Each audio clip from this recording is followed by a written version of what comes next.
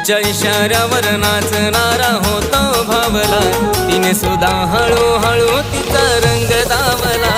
तिच्या इशाऱ्यावर नाचणारा होता भावला, तिने सुद्धा हळूहळू तिचा रंग दावला.